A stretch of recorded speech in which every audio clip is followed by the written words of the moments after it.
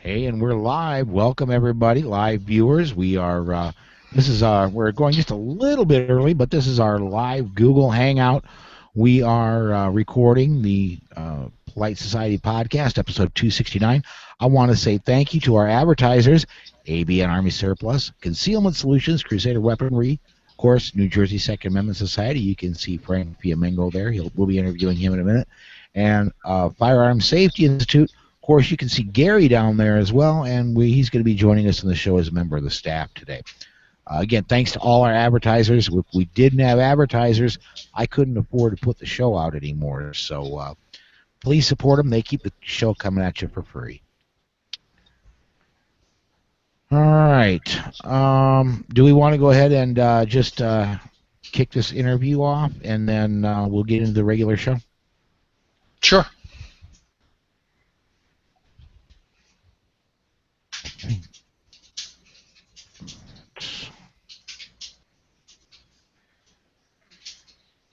Check record. Oh, good recording levels. Okay.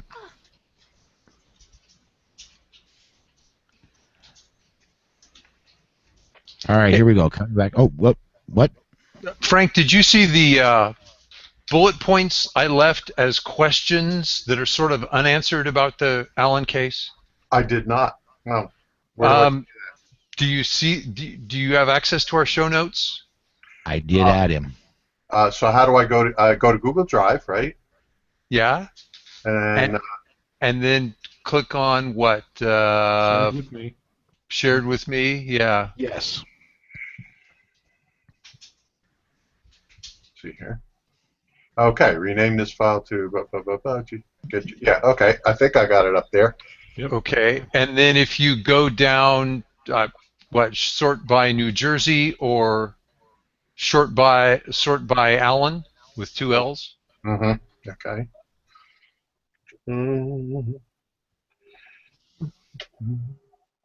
It starts off, Jim McLean is the prosecutor? All right. Well, I've got a problem here for some reason. It's not doing my find. Oh, because I'm not in. Yeah, okay. Find. File. Find. Where's find? Control F. I tried that. And then a little box pops down? Ah, there it is. Son of a gun. Okay. This is almost like a real computer. What, you're using your phone? You upgraded from the Commodore 64? What was that? Oh, Osborne. Remember Osborne? It came in like a case. Oh, you guys are too young for that. You don't. All right, Jim McLean, the prosecutor in the Shaneen Allen case. I see that, and then Speak. I just wonder what the delay. Okay, if Shaneen gets pretrial intervention, that still leaves a ton of questions. Okay, he way overcharged this person, but why does a prosecutor have that discretion? It's absurd. And then what about the disparity of charging some versus not others? Mm-hmm. There is the ongoing effort of you to educate jurors, mm-hmm. and then the billboards, and I'm wondering, do those hang fire? Do those continue until the law is changed? So that's some of the things I'll be wondering as you're talking to us. Good. All right. Well, why don't we get into that in the interview, because I certainly have a lot to say about all of that. Ooh, cool. Yeah. All right. So is that where we're starting right there, or where? No. I'm gonna bring us back and introduce Frank and down at the interview section after gun quotes.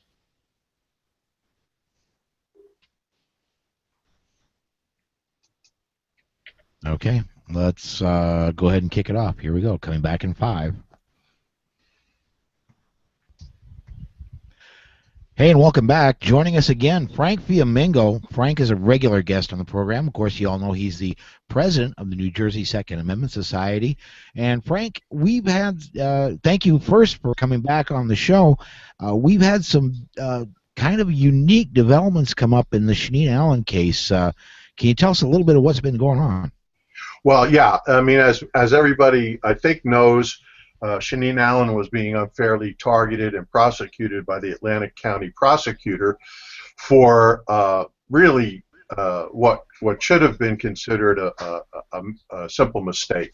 She had her Pennsylvania carry permit for only a short period of time, and she made the mistake of thinking it was valid in New Jersey, and was stopped for another reason, and voluntarily informed the officer that she was carrying and that she had a permit, and of course she was immediately arrested.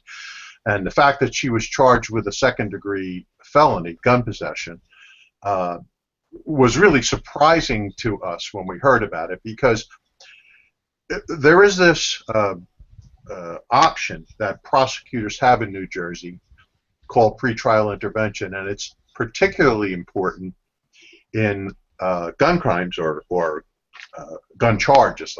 Let's call it that, because I don't believe a gun crime was committed here.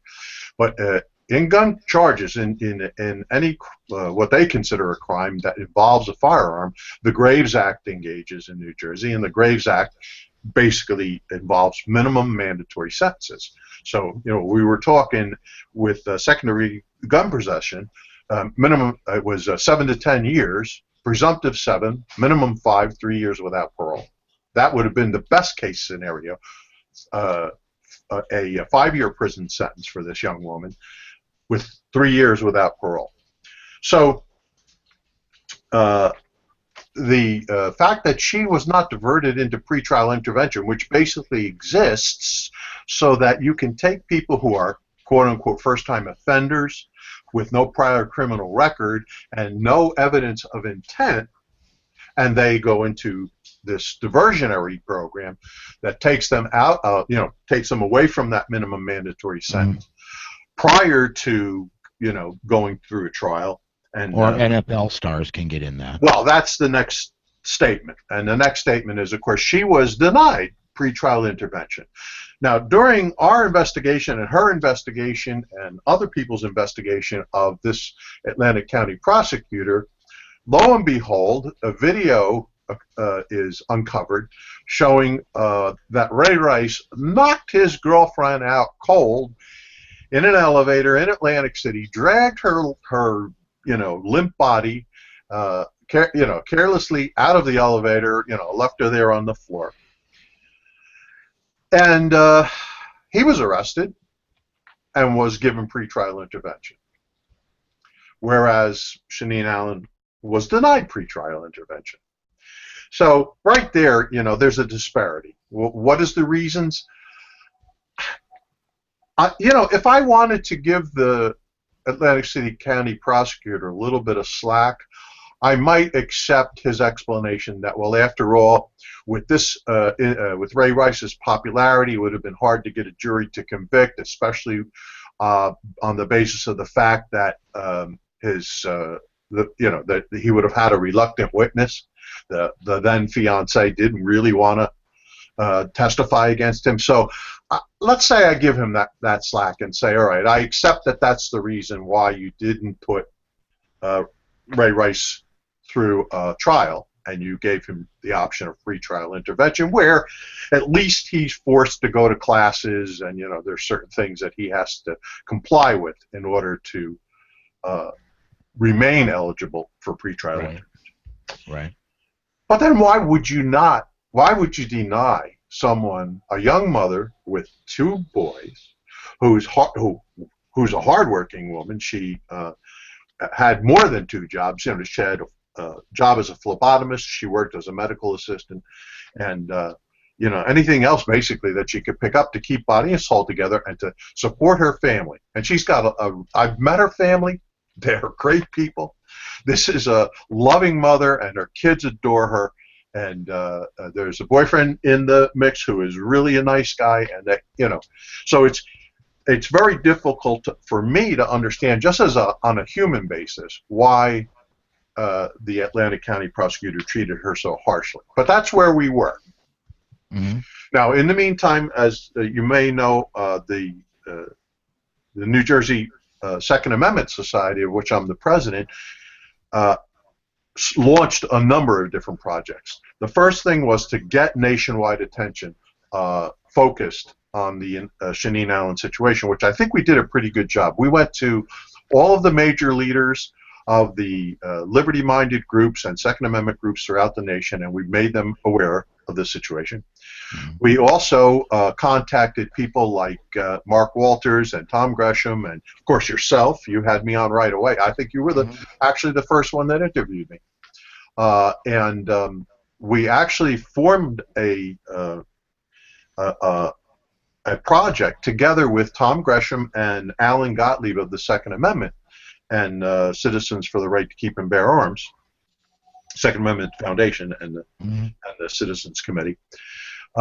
We worked together on this billboard project, which raised more than enough money to put up 4 billboards in and around the criminal court complex, showing a big picture of Shaneen Allen with her 2 boys and saying basically, free Shaneen from unfair prosecution. For more information, go to the NJ2AS site, where we have a plethora of information. I don't know what a plethora is, but it's a lot. It's a big number. Okay. So anyway, now, if I could interrupt, have those billboards gone up? Tomorrow. Tomorrow. So yeah, the 15th. We're recording this on Sunday, so they go up on Monday. Yes, so they're going up on Monday. That's correct. So they're going to. Well, I'll get into that in a minute. We also launched the NJ2AS Fully Informed Jury project, where we got together with the people from FIJA, the Fully Informed Jury Association. They supplied us with a lot of materials, which we now are going every Monday to the Atlantic County Criminal Court Complex, and we are handing out these brochures that basically tell jurors what their rights are, that they don't necessarily have to be bullied by the judge when they give their instructions and say, well, you must not judge the law, you can only judge the facts, and I'm the judge of the law, and blah, blah, blah, blah, blah, blah, blah. Basically the same thing that the judge in the Brian Aiken case did and got him convicted when he should have in my opinion, probably would have been found not guilty had the judge not bullied the jury. So we're doing that. We just have a lot of different things. So we have a meeting coming up on the 24th where we're going to speak to our membership and any members and supporters that attend about this whole situation, about how to inform their friends and family about jury rights in case they ever get on a jury involving a human rights issue, so that they'll know what their rights are as jurors. We're also working together. We've formed so many new networks with people. There's another group that is putting the 1 Million Moms Against Gun Control are putting together a benefit concert for Shaneen, which which we will be getting involved with, and we're helping them. We're kind of boots on the ground. We're going to co-sponsor the event. We already have a group called Madison Rising. Are you familiar with them? Absolutely. Yeah. Okay. So we already have a commitment from Madison Rising that they're going to be the headlining act, and we're looking for some additional opening bands. We're in the middle of looking for a venue that would be big enough, because we expect we're going to get an awful lot of participation. So, just in general, there's an awful lot of activity that we have started, and we're going to continue with. Now, why am I even saying that we're going to continue with? Well, we got some good news. Okay. So I want to, say that, in the words of Evan Knappen, we're cautiously optimistic. We heard from the prosecutor's office.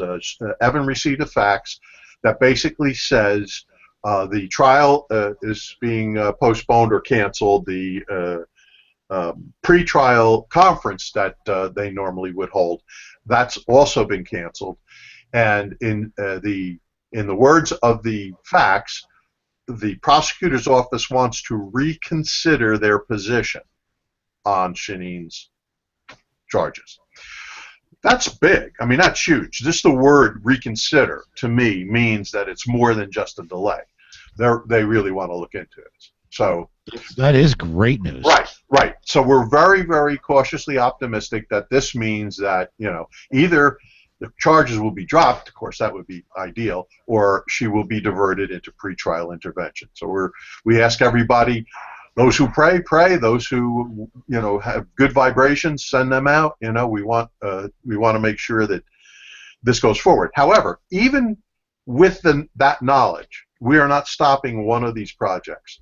I want to smell the dry ink on that paper before we even consider stopping any of our activities on Shaneen's behalf. And furthermore, remember, this happened a year ago. This happened last fall, the original arrest.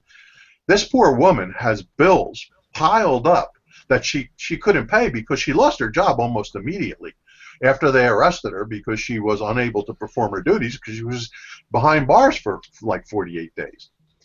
So as a result, her bills have been piling up and piling up and piling up. Now we presented her with a check. We're going to present her with another check. She has an online fundraising. Go get fund me or something. I forget. I'm bad at these things, but it's there's a link on our website where you can go and donate directly to her. It goes into a PayPal account that she has access to.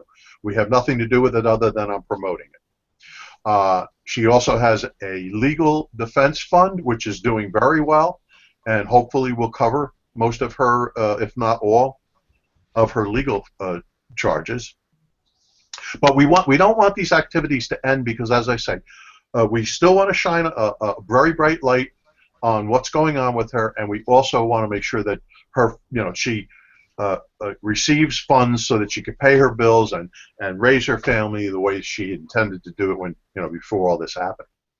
Okay. Now I want to, now, even though, like, to explain, we're recording this on Sunday. The billboards are scheduled to go up on Monday.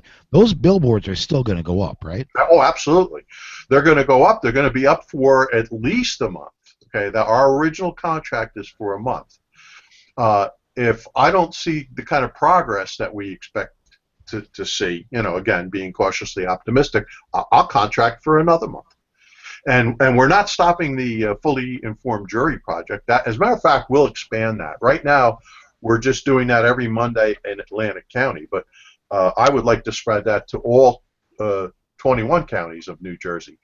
If I can get the volunteers, FIJA will supply the materials, and we'll do it. We'll do it every Monday. We'll do it every whatever days it is that the particular county does their jury selection. We'll be there. Frank, to interrupt you for a minute? Sure. Go right ahead. I jumped online to Shaneen's Facebook site, and she is at gogetfunding.com. Fantastic. She has 1,600 backers. They've raised almost $60,000.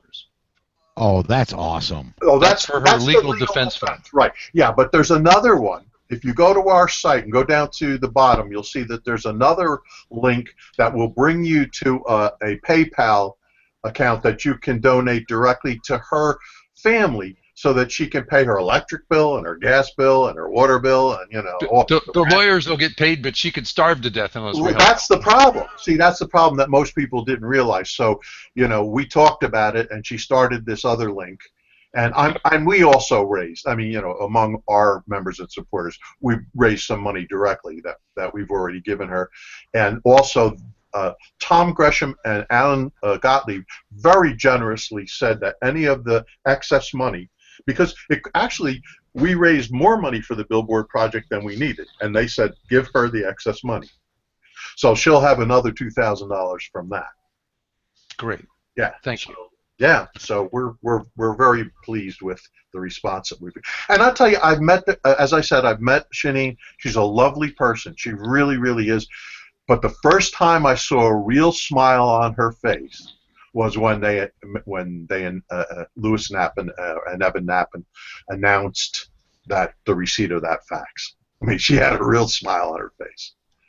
Very nice gentleman, by the way, from NJTV, Michael Hill, interviewed her and did a really good job.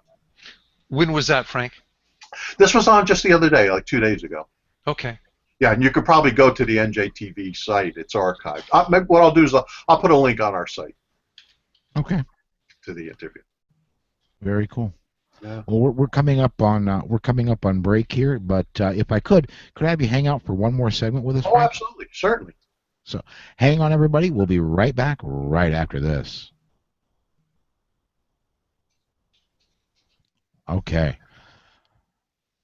Yeah, I want to dig just a little bit more into this, and then we'll.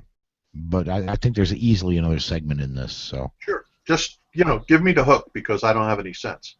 Okay. I was going to ask you to repeat, just as you close, go to your site and then remind people what people in the neighborhood could help you do, which would be, show up to inform jurors, call, if nothing else, Assemblyman Dancer? Well, Assembly, yeah. Oh, you know what? Don't let me forget to bring that up. That whole legislation because I didn't mention that. But yeah, well, Rob, why don't you bring us in, Rob, and ask that right off the top? Yeah. Okay. Yeah. That's a good idea because I'd like to go into that. Give me a cue when you're ready to record. Ready when you are. I'm ready. Hi, and welcome back. Frank, there's some more questions I have, and these, to me, you've convinced me. I don't live in New Jersey. What can I do to help?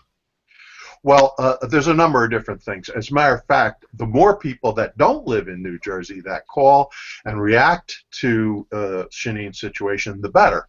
Because, let's be realistic. We have a governor who definitely has national aspirations, and he wants, whether he wants to hear from the nation or not, he should. He should know what the national reaction to this persecution, I call it persecution of Shaneen, really is. And my experience, look, let me put it to you this way. When I see the Huffington Post write an article, supporting someone like Shaneen Allen, first of all, I almost fall over backwards from this shock. But it tells me something. It tells me that this struck a nerve, that we're talking about a young woman who is a very sympathetic individual. It's obvious that she did not intend to commit any crime, and everybody knows it.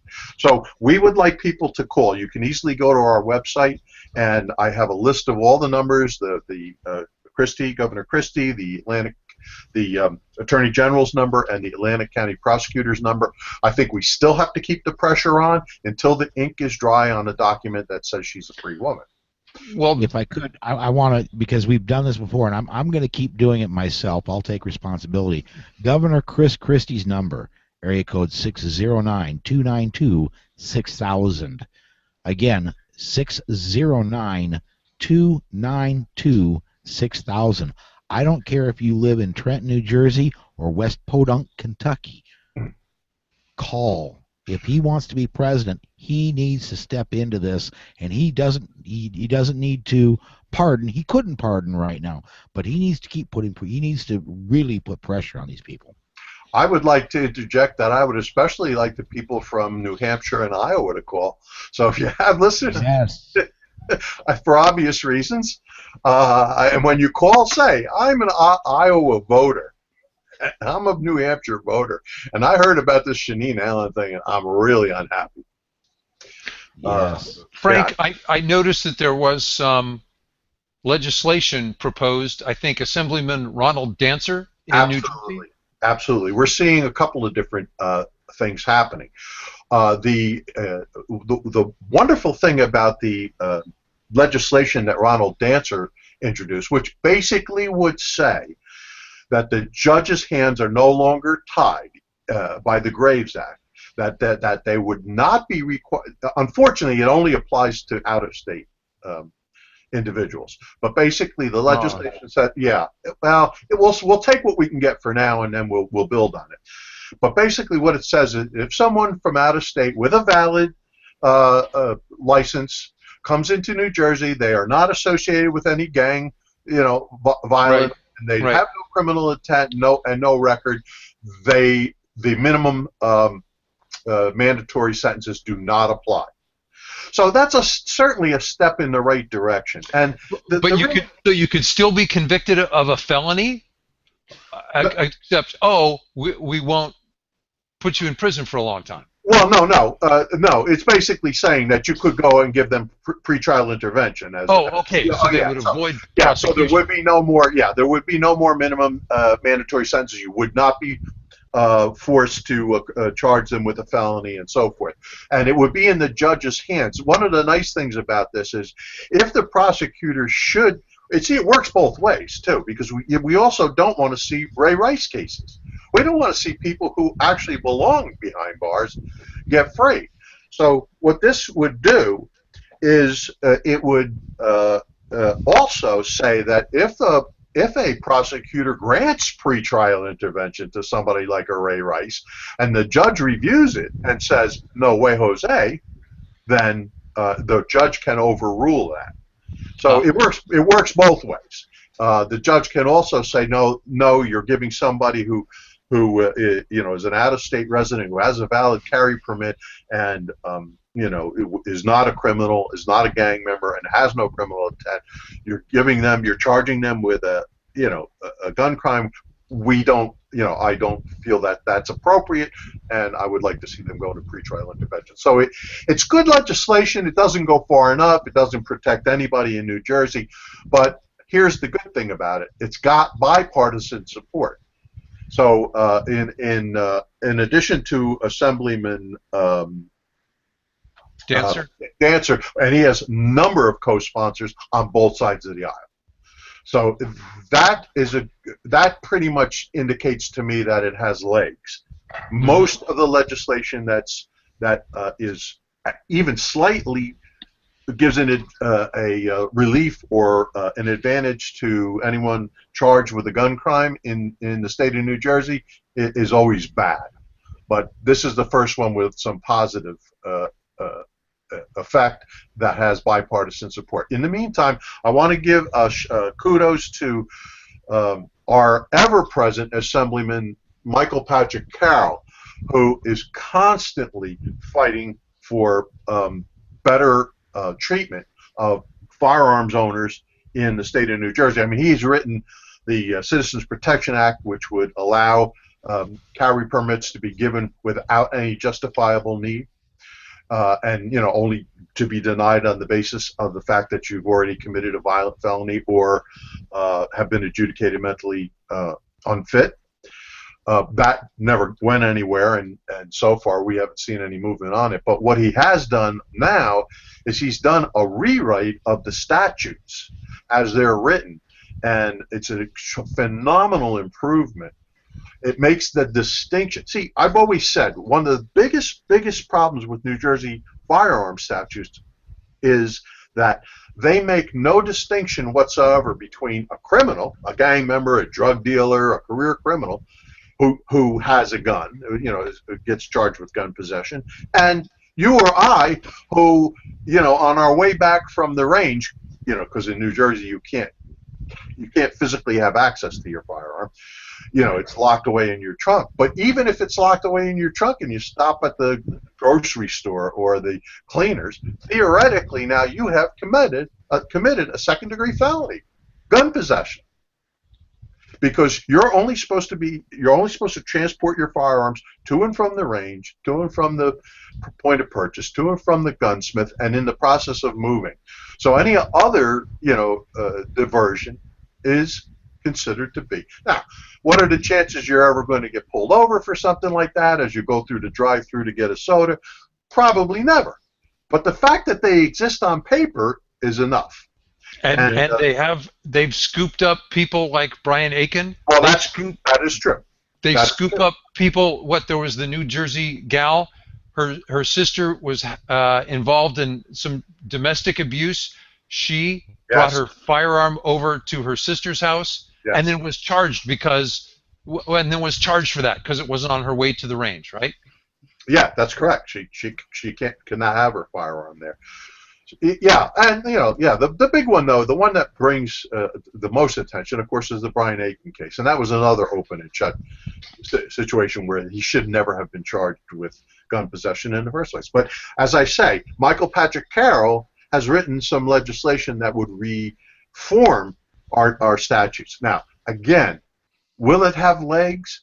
I don't know, but if there's any way that the members and supporters of the New Jersey Second Amendment Society and all the other liberty groups, the Tea Parties, and so forth, can get behind this, if we can all get behind this and start talking to our assemblymen and senators, maybe we can get this, at least this, so that there is a distinction made between a criminal with gun possession and a regular citizen who gets arrested for gun possession.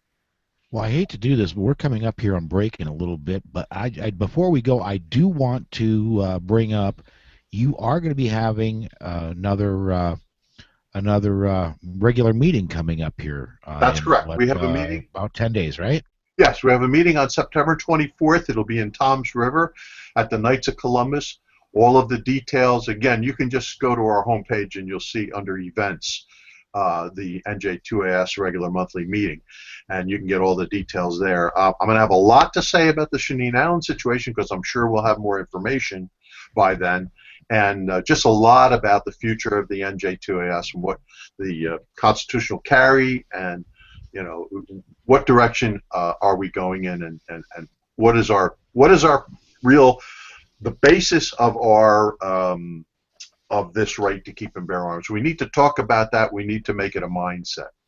It doesn't come from the Constitution. It comes from by virtue of being born human, and we need to concentrate on that because we shouldn't have to rely upon the Constitution, and we shouldn't have to rely upon the law to allow us to do something that's our right. Now, if somebody is in New Jersey and listening, and they're not a member of NJ2AS, number one, shame on them. But say there's somebody in New Jersey or maybe Eastern Pennsylvania or in a close area around maybe New York, and they're listening and they're not a member, they can still go to your meetings, right? They are more than welcome. Most of our activities are open activities. You don't have to be a member to come and participate in most of the things that we are involved in. We do ask you to please consider becoming a member if you see the value in what we're doing. I mean, it's the easiest thing in the world. For $35 a year, you go to our website, you click on a few links, and you put in the information, and that's it. Very easy to do, and I think you'll find that the return on your investment is very, very huge. I totally agree. And well, that does bring us up to the end of this segment here. But Frank, I do want to thank you again for joining us today. And man, I know we're going to have you back again soon. And we're going to be seeing you. Matter of fact, 2 weeks from today, it'll be wrapping up. Cannot wait. I'm looking forward to the Gun Rights Policy Conference in Chicago. I bet you it's going to be one of the best ones. And I know they'll have a lot to say about Shaneen. Yes, absolutely. And everybody will be wearing pants. Well, you just never know with me. So. All right. Hang on, everybody. We got to run to break. We'll be right back right after this. Awesome. Thanks a lot. That was fun. Yeah, that was good. I think we got a lot of information out there, and hopefully we'll get even more response now. You guys have been great, by the way. You were the first ones to have us on about this, and I can't tell you how much I appreciate it. Rob, I know you've been active about it. It's it's good to know that we have a community of people that when stuff hits the fan like this, we're not alone. Yeah. You're not, and no, she isn't, and unfortunately, well, I don't want us to forget the dozens of people like her. Absolutely. Yeah. You're right. We've been spending a lot of, focusing a lot of energy and concentration on her because of the severity of, right. and the immediacy of it. But you're absolutely correct. We don't want to put blinders on. There are a lot of people in New Jersey that, suffer at the hands of these laws. So we'll NJ2AS, I mean, we're dedicated to changing these laws. So. Cool. All right, I'm going to head out. Really, real pleasure as usual. Goodbye, everybody, and Thanks, have a great Frank. show. Yep, and we'll see you in 2 weeks, man. Fantastic. Take care now. Thanks, Frank. Okay. God, that really was a good interview. He does have a little bit of diarrhea of the mouth, but God, we got some good information in there. All right. An Italian from New Jersey, and you asked him to talk. What did you expect? There is that, isn't there? All right. We don't have Gary written into the intro. That's okay. Don't worry about it. I'm writing them into notes as we go down the page. All right. Well, let's just when you're ready, man. Let's just go ahead and cut that intro and I'm going to go ahead and call on people. We're going to do it like we normally do it. I'll hit the intro music right out of the podcast starts right now, and then Rachel, you wrote up first. I'm going to call you. Rob, I'll call you next. Then I'll go, and then I'm going to put Gary on the spot. Right on. So. But we'll wait till we're called. Okay. No, I'm just going to talk. Here, Rob. Come here, boy.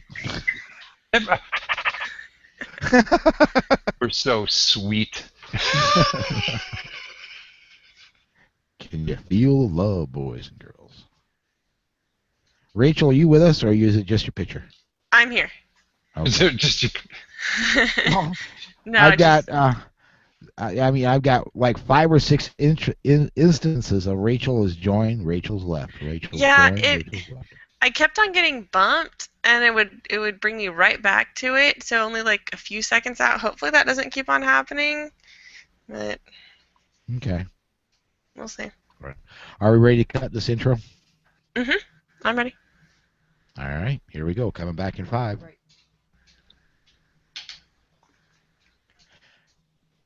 Hi, and welcome to the Polite Society Podcast, recorded live on Sunday, September 14th, 2014. I'm Paul Lathrop. I'm Rachel Malone, and on tonight's show, we will discuss some updates in the Shaneen Allen prosecution with Frank Fiamingo of the New Jersey Second Amendment Society. I'm Rob Morse, and we have our weekly news and self-defense stories. So climb aboard. Strap in. And hang on. Episode 269 of the Polite Society Podcast starts right now.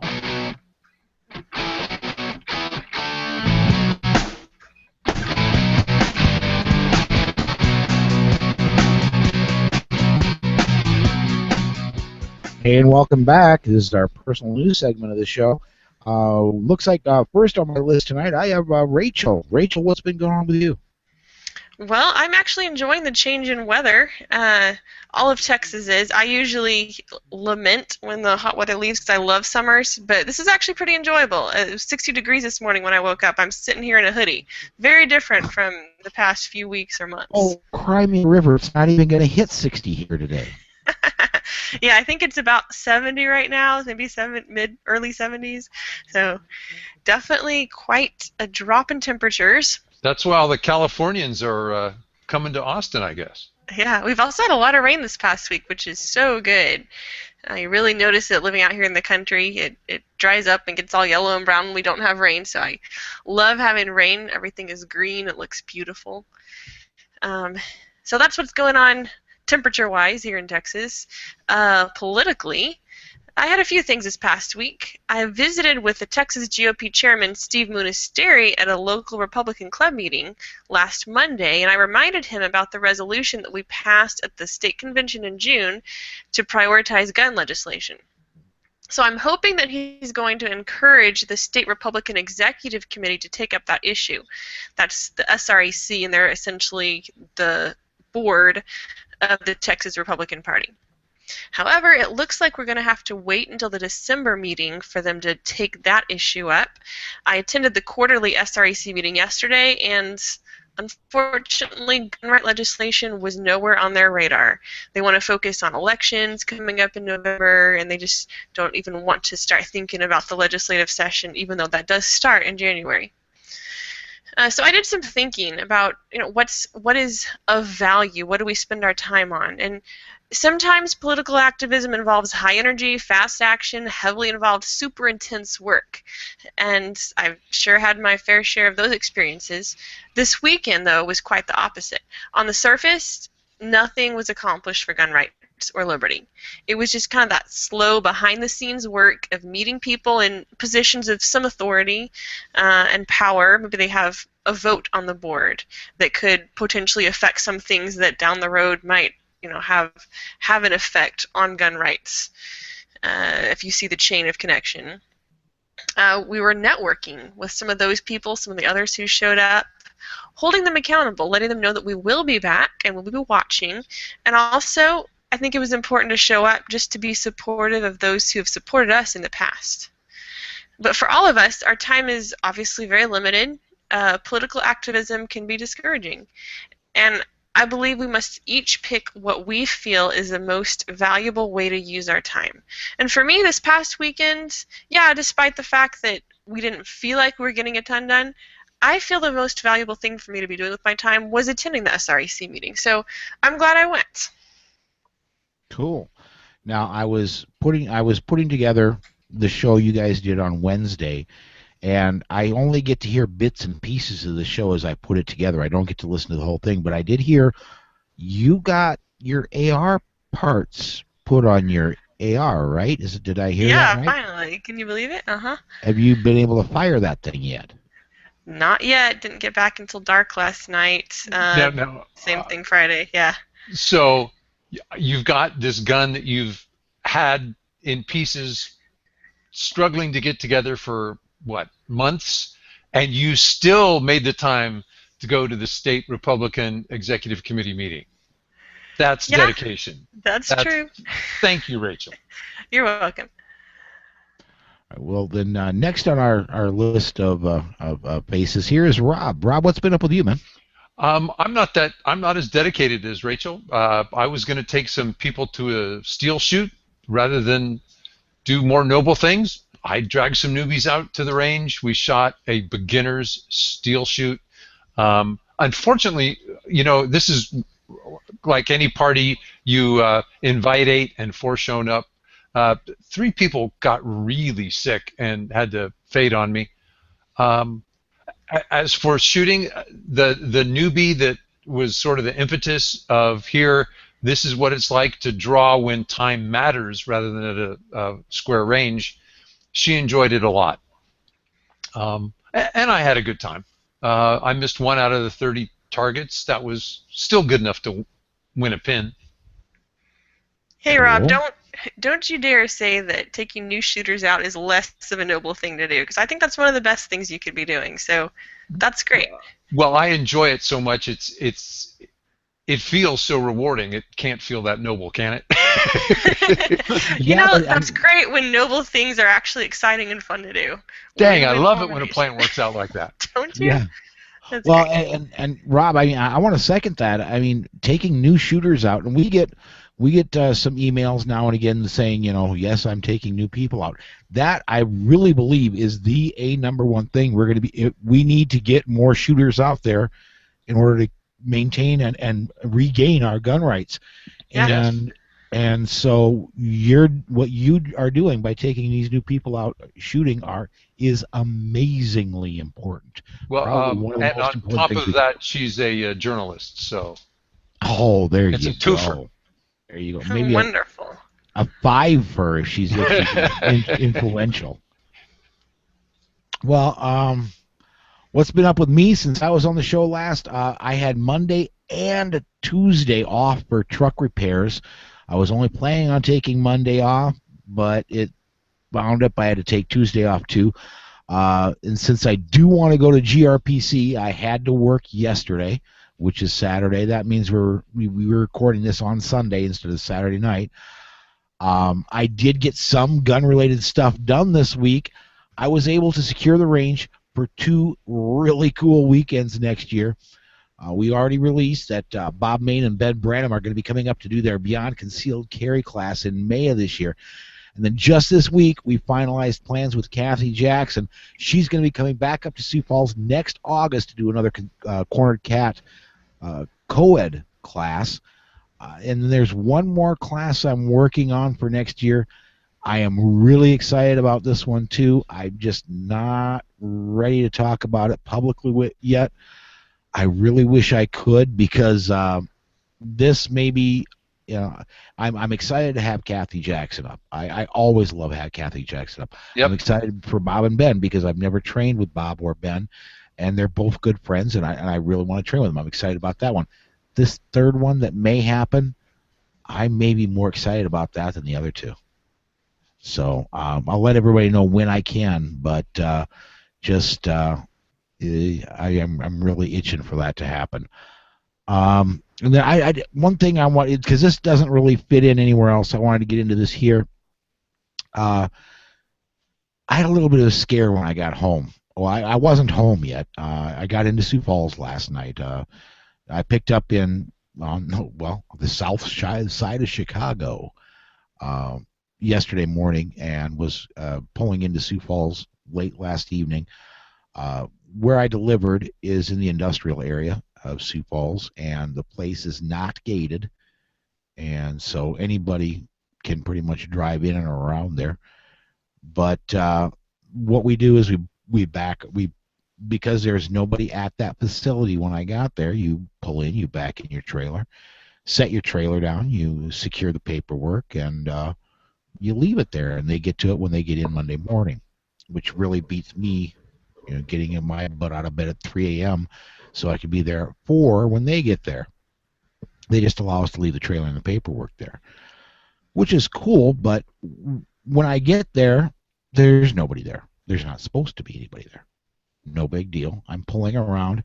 As I start backing my truck in, as I start backing the trailer in with my truck, I should be more accurate, an SUV pulls around the other side of the building and is facing me. And he has his bright lights shining right at me in my truck. Now, I want to explain, when I'm backing in, for people that don't, truck drivers, you all know this. When I'm backing in, I back in at an angle to where the driver's side is the side that is angling, so that I can easily lean out the window and see what's going on with my trailer. You don't have nearly the blind side that you do when you try backing in from the other side. Well, so basically, this vehicle is bright lighting me. I don't know what's going on. Not only that, my night vision is totally gone. I can't see anything. I pull the brake. I stop the truck. Roll my window up, because when you back up a truck, you want your window rolled down in case something happens, like you hear somebody yelling, "Stop!" or something like that. You can stop before you hit something or someone. But I stopped the truck. I rolled the window up. I grabbed my phone, and quite honestly, I had my it was in South Dakota I was carrying, and that was certainly on my mind. And I just sit there and try and cover my eyes, and this, I couldn't see what was going on around the SUV. I was seriously considering putting the thing in gear and getting the hell out of there. But eventually, after about 2 to 3 minutes, the person drove around more so that the lights weren't pointing directly at me. And I seen that it was the security patrol people that were there. But, how do I put this? For people that don't drive truck, if you ever happen to be around where somebody is backing a truck in, please, number one, don't run your bright lights. We can't see anything, period, when you run your bright lights. If you have your lights on at all, it really is hard for people to back in with trucks when there's a lot of lights around. So if you want to be courteous to the truck drivers, if you see them backing in, kill your headlights, just run with your running lights, and let them get their job done. They'll get out of your way, and you can get on your way. But this guy had me a little bit of quaking in my boots. And the other thing that was going on, the Sioux Falls Canaries, which are our local baseball team, were The playing their last. Canaries? Yes, they were playing their last game of the year, and we're wrapping up the game. So as I'm backing up, there's fireworks going on. And what do fireworks sound a lot like? Yes. I was big time nervous. So that's my little story. That's kind of what's happened with me this week. We only got one more person left, Gary. Gary, what's going on with you, man? I actually, kind of like you, I'm getting ready for a bunch of stuff coming up. Two of my jobs have been extremely busy this past couple weeks, and we've got GRPC in 2 weeks, and next Saturday is the biggest Friends of the NRA dinner in the district. There's 23 events, and this one event raises the most money, but gives away over 100 guns in one night. Oh.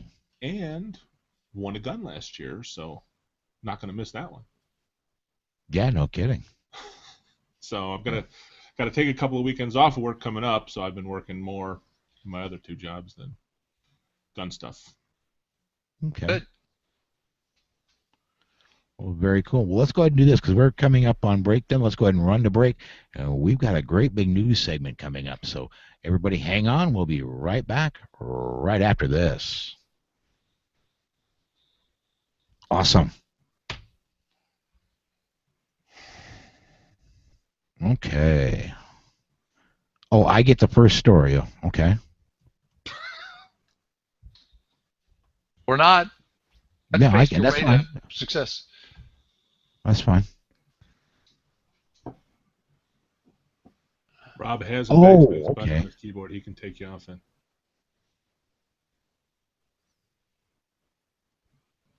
All right. Anything we need to do before we go, or can we just rock on? I don't think I made it all the way to the end. So somebody worked their way. I just was cruising and found another machete attack in New York.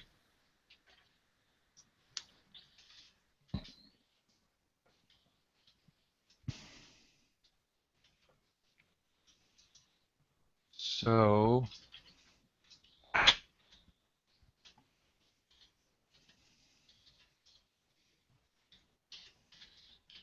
okay, who's going to take that comment? Paul, you get that one. Down at the bottom,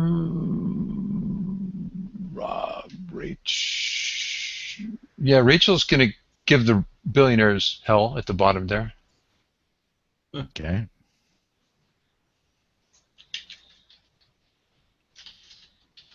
Paul. Gary. Yeah, I gotta say, I'm really tempted right now to turn my camera off and take my shirt off. I am very warm. Rachel, you get the gun quote. Okie doke, sounds good. Unless yeah, it's a Florida. Okay. I think that I don't think I missed anything.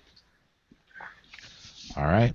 What does this mean? You're not paranoid if they really are out to take our tools of self-defense? I've for a long time, I've as a bit of humor, I've always said, you're not just because I'm paranoid does not mean they're not out to get me. Okay, in the article just above that, yeah, this guy is a pro-gun guy in the public health field, and the quote just in front of it, he essentially goes to a big name in the field and says, you know, I'm interested in these questions. What proportion of gun crimes are committed by the lawful owner of a legally purchased firearm? And what percentage of lawful gun owners ever use their firearm in the commission of a crime? And he said he didn't know, and he'd oppose any research to answer those questions. Okay. All right. And then we're going to go over the Shaneen Allen case again? I'm I'm just looking. Yeah, that or we're going to. That's the way it was Let's written. we're going to cover that in the interview, and we're going to cover it really thoroughly. Okay, Yeah. so do you want to delete that? I don't think it would do any good to go into it in the news and then recover Okay. it in the interview. Do you? Um, Is there anything in there that we're not going to touch on in the interview?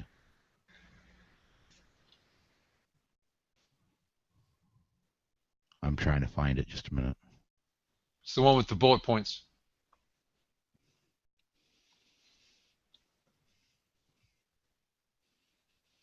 And besides, I want to make fun of why it takes the guy 3 weeks to set this up. All right. Yeah, that's fine. Let's just when we get at the lead of it. Let's see here. Why don't we just let's see how this works. Just a second. Delete what you want to delete. No. Hang on. Yeah, you got giggles from across the desk. Oh, is from Susan? Yeah. Okay. Oh, tee up Frank.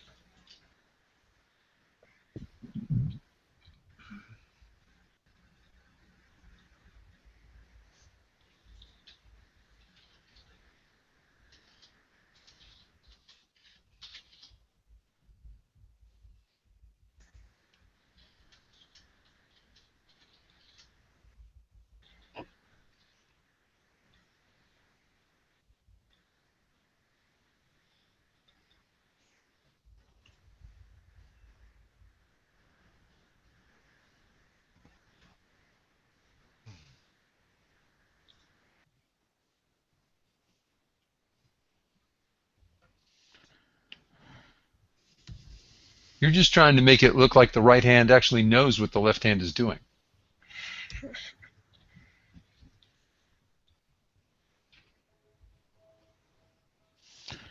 Okay. All right. Are we set then?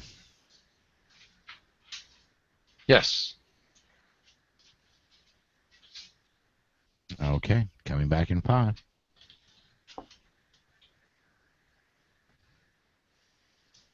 Hey, and welcome back to the news segment of the podcast. First story we have, here's some news from a Florida police officer's perspective. He said, quote, I know you depend on law enforcement to protect your community, and we try. I have trained my entire career, physically and mentally, to be there and catch the bad guy. I want to do it. I'm equipped and trained to do it, and have deep and abiding desire to be there when and how you need me. However, the cold, hard truth is, I will not be there, and my peers won't either. If we were there, you wouldn't need us. If we're parked in your yard, nobody will break in. If we're behind you in line at the ATM, nobody will rob you. And if we're in that dark parking lot, you're safe. But you are prone to be a victim when we are not there. Therefore, my statement holds true. I was thinking about this article while sitting in my car outside a restaurant at night and watched a waitress walk across the parking lot alone towards her car. I put my spotlight on her car to make her feel safe. I felt good about making her feel safer. Then I thought about the fact that this is one night out of hundreds that she makes that walk in the dark alone. Then I didn't feel so good because I know I won't be there the night she needs me. The fact is, in most every circumstance, you'll need to stand on your own feet for at least a while. Good cops know you should be ready, armed, and able. This article is by Charlie Strickland and posted in Concealed Carry Nation. The link is in our show notes. Thank you, Officer Strickland. And can I quote Bob Main here? Why Certainly. do I carry a gun? Because I can't carry a cop. You know, Officer Strickland sounds a lot like the police chief from Milwaukee, James Clark. Yeah. Yep. Yeah, Yeah, he very goes, much so. I need you guys to hold the fort till I can get there. Yeah, same story. Well, it sounds like a lot of cops we know. I mean, we hear it from our friends who are police officers all the time. They're not all in the media like Clark and Strickland, but we hear it a lot. So you're right. Yeah, it's a very true statement, and it's good to hear that acknowledgement from an officer. Unfortunately, though, it seems like some people don't understand how to thank law enforcement officers. A Texas Department of Public Safety officer was wearing his uniform and standing in line to pay at a Waffle House restaurant in Grapevine, Texas. That's near Dallas-Fort Worth. Well, the manager saw the officer's firearm and told him to leave. The manager also told him not to come back. The corporate management of Waffle House beat a hasty retreat. I quote them, "It is Waffle House policy to allow police officers to bring weapons into our restaurants. The manager did not initially see the officer's badge and should have handled the issue with more discretion. We have also coached our team on how to better handle these situations." Sounds to me like the Texas open carry groups have their work cut out for them. I want to. I've carried in Waffle Houses before. Now, it depends on the manager in the area where each particular Waffle House is, whether it will be an issue or not. I've seen a couple Waffle Houses that have no gun signs. Now, of course, I turn around, they don't get my business, but a lot of them don't. It just, I guess, I've seen some that they could care less if you carry. Of course, like I said, if there's a no gun sign on the building, I don't go in. But I know at least several they're not there. Mm-hmm. So when you talk about carrying in these in the Waffle House restaurants, would that be open carrying? Normally concealed, because I'll just be very honest. I open carry when I'm in South Dakota. Okay. I don't anywhere else, because generally I'm in the truck, and yeah. So sure, I mean, that makes sense. I mean, you're obviously more comfortable with it locally than out about. Just curious if they actually saw a gun on you or not, because if it's concealed, technically they wouldn't see it. So I was just curious. But I mean, let me even when I am concealed carrying, I mean, I wear the shoot me first vest. I wear a Second Amendment cap of one kind or another, either something like I'm wearing right now, a cap that has a Second Amendment on it, or I've got ones that have Caracal or Smith & Wesson or Glock. I mean, I got sort of called the clue. Yes. Right. Exactly. You're definitely putting yourself forward as the kind of person who would probably be carrying a gun, even if you can't see it. Yeah. So I mean, I don't exactly. I am the most conspicuous concealed carry person you'll ever meet. Let's put it that way. Gotcha. I thought you were telling me about that guy who had like the 9/11 pants and the really tight shirt and was printing really badly. Yeah. So maybe second place in that contest. Yes. Okay. I'll take second for that one. Yeah. Well, there is some good news from the same city. A high school in the Dallas-Fort Worth area recently celebrated its high school clay target team. After the team won first place, national championships in all three shotgun categories, teams are becoming more common across the state. There is a significant step in renormalizing firearms in our society. They have, in some places, it's not normalizing here in Illinois. So. Yeah, but that is Texas, and I know there are some high school groups here in South Dakota that compete. I don't. Good. They didn't. They don't win the. They didn't win the nationals this year, obviously. But well, whether or not they win, they're at least out there with firearms, and hopefully their friends know that and understand that, and it's a positive thing. Yeah. Right. Absolutely. Well, Texas isn't the only state that has open carry issues. A military policeman and reserve police officer responded to an editorial in the Indianapolis Star. Larry Davis said, We shouldn't worry about the people open carrying in the supermarket. And here I quote him. The person to be afraid of is not someone openly carrying a firearm. Why be afraid of the normal citizen who is properly licensed? It's we have to go through intense background checks to get a permit. I choose to carry a gun somewhat openly. I can't tell you how many people have thanked me for carrying, including police officers. Don't be paranoid, but do some research.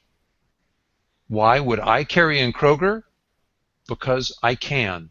And the only way to stop a bad guy with a gun is a good guy with a gun. There are more people carrying than you will ever know. Some, including myself, choose to carry openly. I wonder if he's looking to join a podcast. Yeah, can you write for us? I did notice one thing I wanted to point out. The thing that gives us the right to carry is not licensure and intense background checks. Obviously, if you're in a state where you have to get those to open carry, then you probably have those if you're open carrying in a normal, everyday, happy manner. However, that's not what gives us the right to.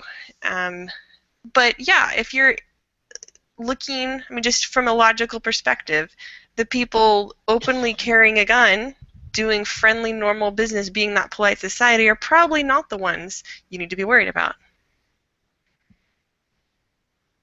Amen. Well, now here's a very sharp contrast from Texas. How is that arms edit point? Well, now here's a very sharp contrast from Texas. How is that arms control working out for you in England? England has strict gun control laws. London is the best example of their effectiveness.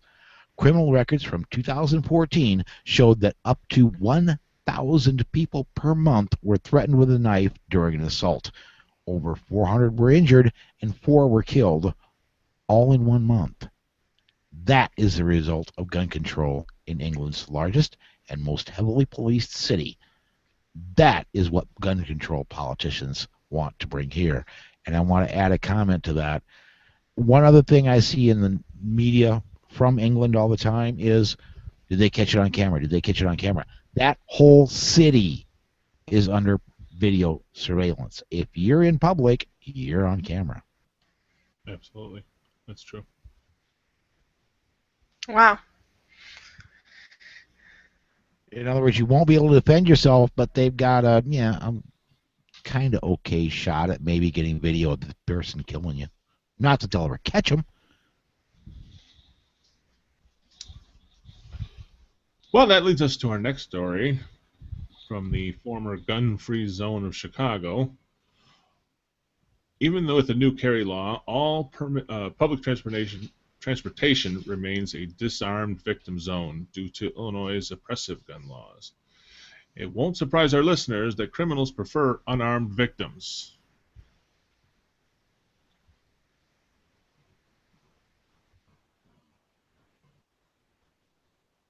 Sorry, who's adjusting my volume? It's dinging like crazy.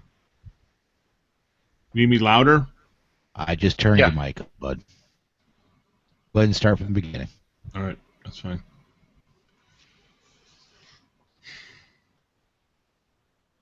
Well, that leads us to our next story from the former gun-free zone of Chicago. All public transportation remains a disarmed victim zone due to Illinois' oppressive gun laws. It won't surprise our listeners that criminals prefer unarmed victims. Chicago police arrested 7 people, including 3 juveniles, charged in a machete attack. The attack took place at the Chicago Transit Authority train station in Albany Park. The attack is linked to a local gang activity. The 2 victims remain in the hospital. To offer some perspective, there were 41 people shot in Chicago last week. 9 of them were fatally injured. None of those by licensed firearms owners. Yeah, and I was reading a story earlier today. I didn't think it was. I didn't think it was really for putting on the show, but that there was a machete attack at a Mexican restaurant in New York City. So another gun-free city. Take away easy access to guns, and you get machetes and guns from the bad guys. Yep. Man, I didn't even think of that. We need to get some no machete signs. We are really failing here. You know what? I think we need to make murder and robbery illegal. Oh, Really? good idea. Oh, That's brilliant. Why has nobody thought of this? Or Why we could just didn't- have be kind signs. Yeah. You know, warm and Yeah. fuzzy. Yeah. Well, I don't know about that because I'm really, if you meet me in person, you catch me on a bad day, I'm really not that nice a guy. Oh, goodness. Well, speaking of all the poverty and violence in Chicago, the U.S. Navy rotates its new trauma surgeons through a Chicago hospital to gain their first experience in emergency medicine. The shot, stabbed, and run over patients provide excellent training for the doctors that rivals a battle zone. And I'll add, I think it is a battle zone of sorts. The hospital staff also get to see the extraordinary work of experienced Navy corpsmen. Last year, the hospital treated nearly 600 gunshot victims, more than 260 people with stab wounds, and about 900 people injured in traffic collisions. Yep, and that's just one Chicago hospital. There are many others. Yep. You know, this is just a smart aleck comment on my part, but it isn't like the TV show ER. You know, the Chicago hospitals, I thought all of them were like that. Well, guess not. Haven't finished. Speaking of public health and hospitals, there's been a push from some of the academics in the public health profession to claim that gun control works and more would be better. Well, here's an article by one public health professional who advocates gun ownership. Vic Khanna writes on public health and wellness at the Healthcare Blog. And now I quote him, "I'm a public health professional educated at the vaunted Johns Hopkins University Bloomberg School of Hygiene and Public Health. And I like guns. I believe the Second Amendment clearly secures the right of individuals to own firearms. Many years ago, I asked very powerful anti-gun academics the following question. What proportion of gun crimes are committed by the lawful owner of a legally purchased firearm? And what percentage of lawful gun owners then use their firearm in commission of a crime? The academic said that he didn't know, and he'd oppose any research to answer those questions. You're not paranoid if they really are out to take our tools of self-defense. Well, You know, at least those academics are. yeah, and this is, you know, I am not against any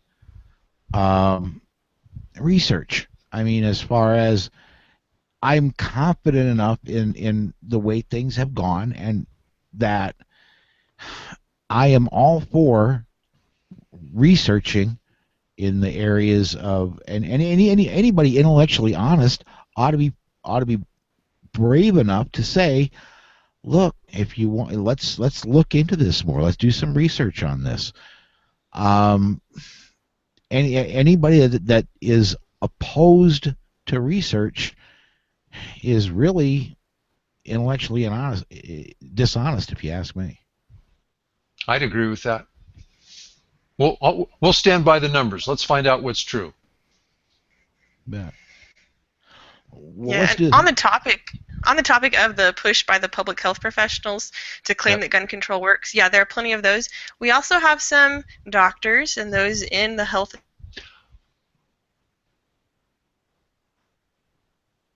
Did she jump? Yep. Oh! Yep. And yeah. All right. At Okay. that point. Well, let's go ahead and do this then. We got a break coming up, and we got a lot more news when we come back. So hang on, everybody. Right back, right after this.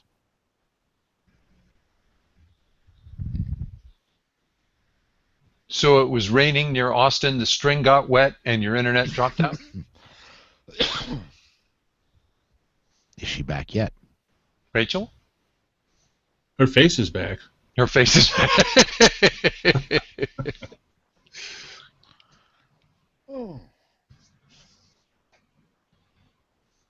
All right. Hello, Rachel. Am I here? Am I here? Yeah. No, I'm not. There you go. All right, let's and we just threw the break. I'll edit that. Yeah. All right. Yeah, we got another. Goodness, that's because we're still going to have probably a full segment out of this. Yeah. So.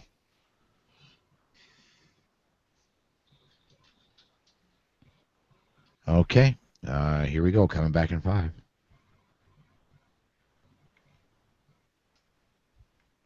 Hey, and welcome back. Our next story, one of the editorial writers of the New York Times confessed and came clean. The term assault weapons was made up. Violence using a firearm did not diminish after these so-called assault weapons were banned. The term was pretty much made up for its value in political advertising in order to get some votes. Now, it didn't get the votes the politicians wanted, but it did get them some political donations. The Times article stated that violence is largely a problem of unemployment, family structure, poverty, and drugs. Good for them for offering that perspective. However, that's one editorial writer in the Times, and tomorrow the Times can champion gun control as the crisis of the minute in order to deliver eyes to advertisers. You know, I'm wondering, we just mentioned before we're interested in the truth. Let's find out what it is. We'll stand by it, see how things play out. Yes. Would the truth slow Bloomberg down for even a minute? I kind of doubt it. No, of course not. The truth is on our side. Case after case after case. Yeah. Yeah. Totally agree. I mean, look at going all the way to what's the truth about these organizations. The truth is, it's a couple dozen people. We've got hundreds of thousands that are active in our side. 5 million in the NRA alone. Yeah, they've got. Well, I was being facetious. They do have more than a couple dozen, but I would bet they don't have nationwide more than, to be very honest, maybe 50,000. Yeah. And that's pushing it. It doesn't matter. We're talking about the facts. John Lott's book is, 400 pages, if you can make it through it, of statistics. I struggled my way through it. Halfway through, I had to put it down for a little while. My brain was mushy. But it's fact after fact after fact. It's what? Well, not in one sitting. Give yourself a break. But it's case after case after case on statistics and added up information of,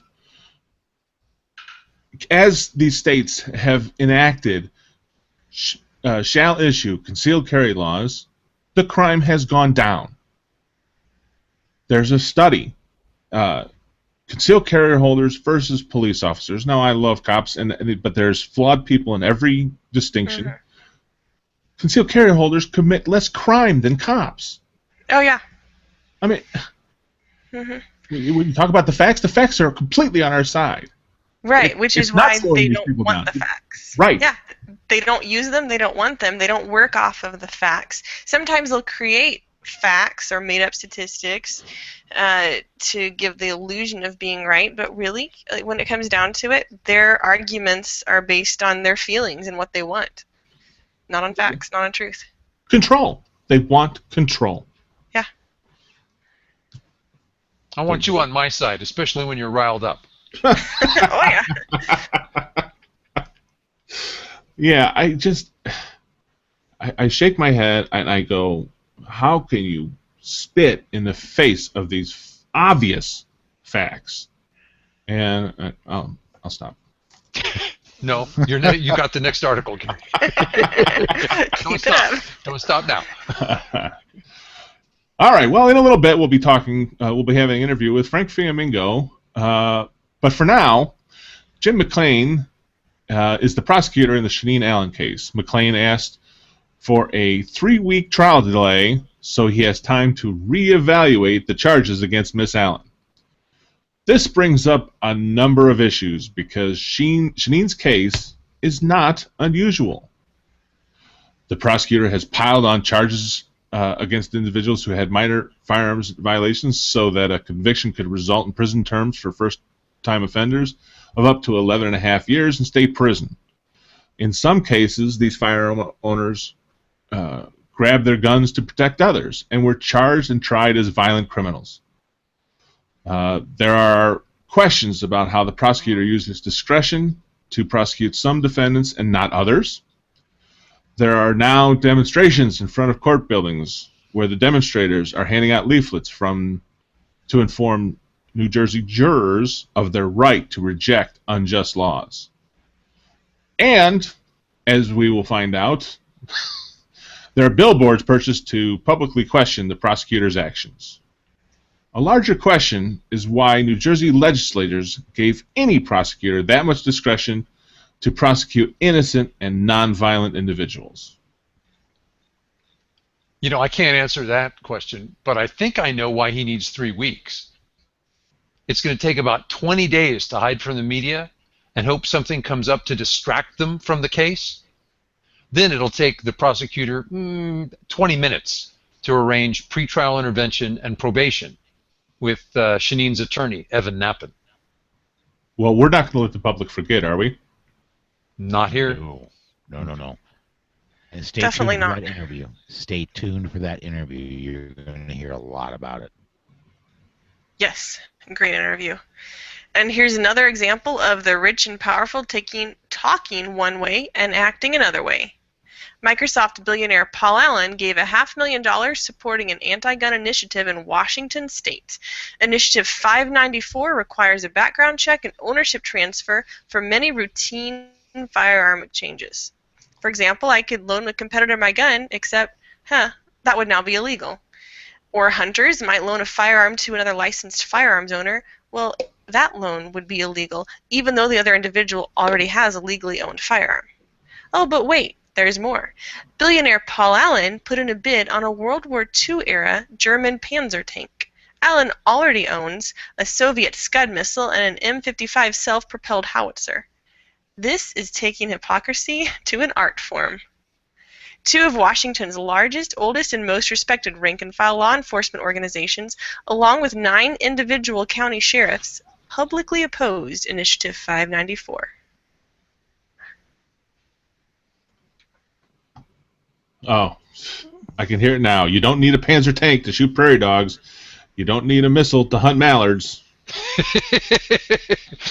And it would be funny to see Paul Allen get some of the criticism he richly deserves. But on Wednesday, John Richardson had done some research into the people funding 594. Most of the money supporting the gun control initiative came from a half dozen wealthy individuals, all of whom have armed security. Oh! Oops. Yeah. Oopsie. Yeah, I didn't think that one through. You know, like back on that Panzer and howitzer thing. I mean, instead of getting on Paul Allen's case for having those, how about we just share the wealth and we all get them? There you go. I could be cool with that. So that reserved parking place at the office has got to get a little wider. You know, and this, I got to say one thing for Paul Allen.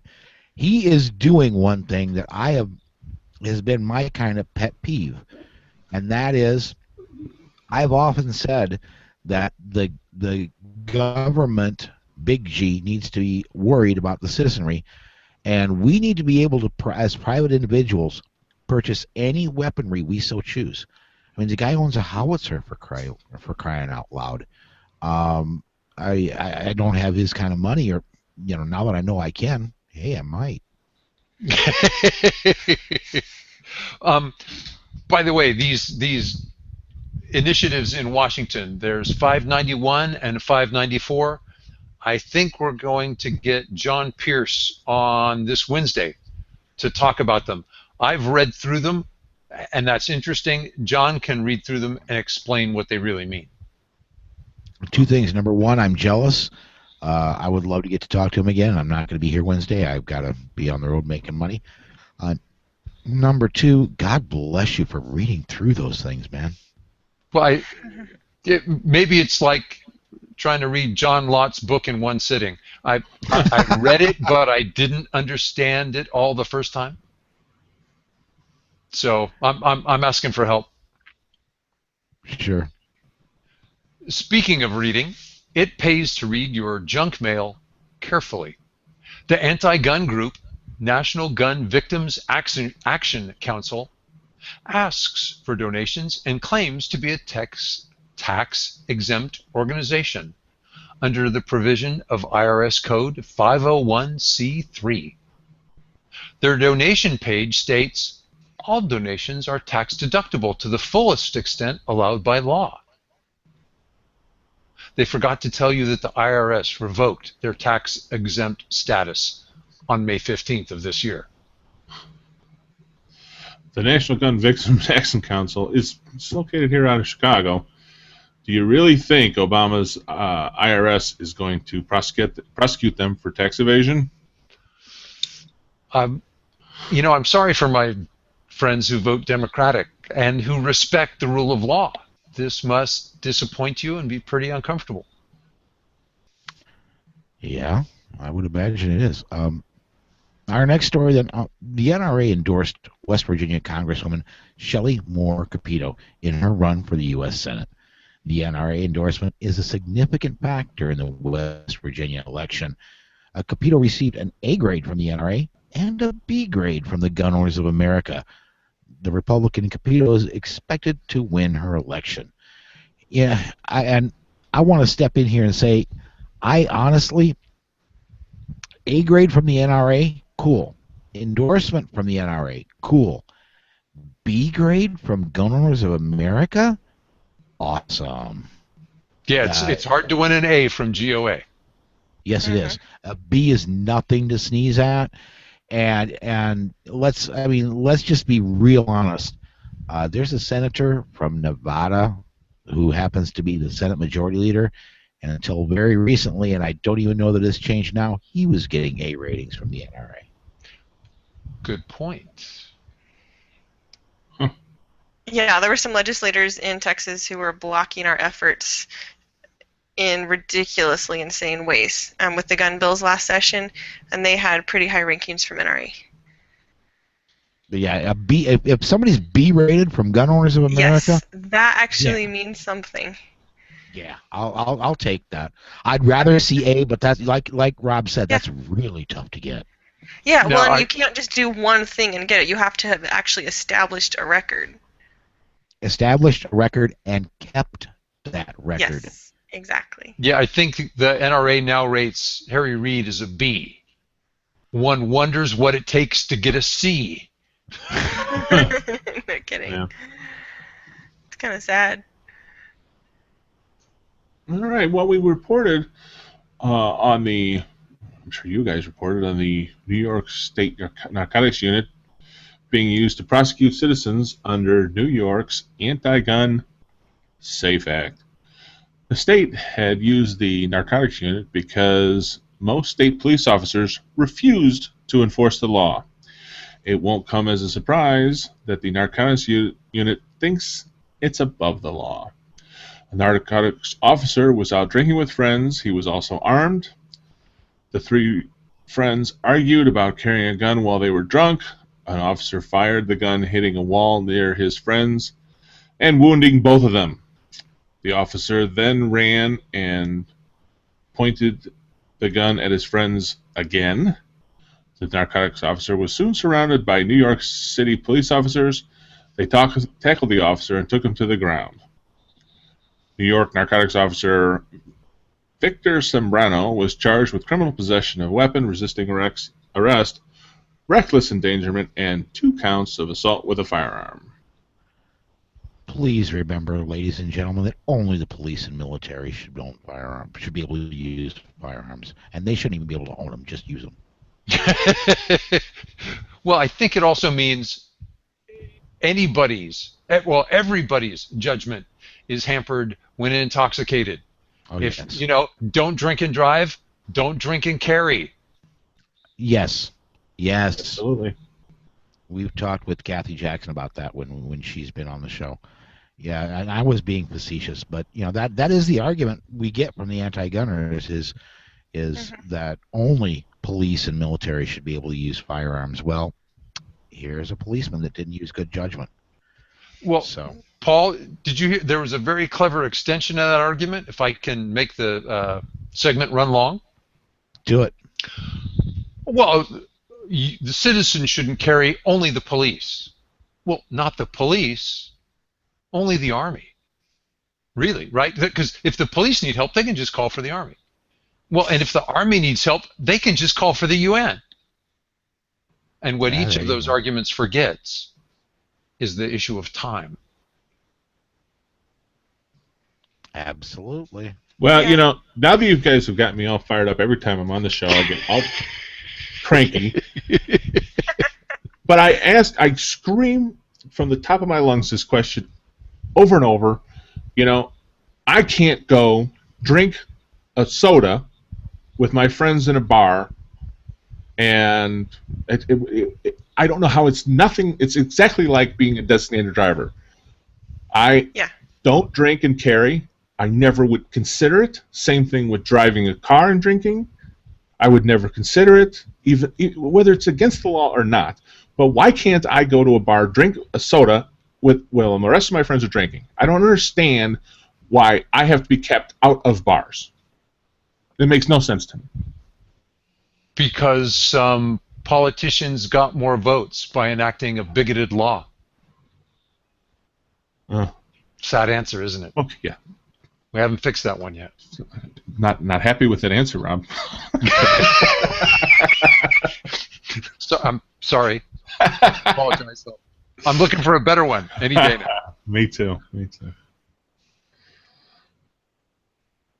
Rachel, I think you got our gun quote. Yes. So I have our gun quote. This one comes to us from newspaper columnist Charlie Reese. If you believe in the right to life, then you must believe in the right to have the means to defend that life. What a great thing to keep in mind.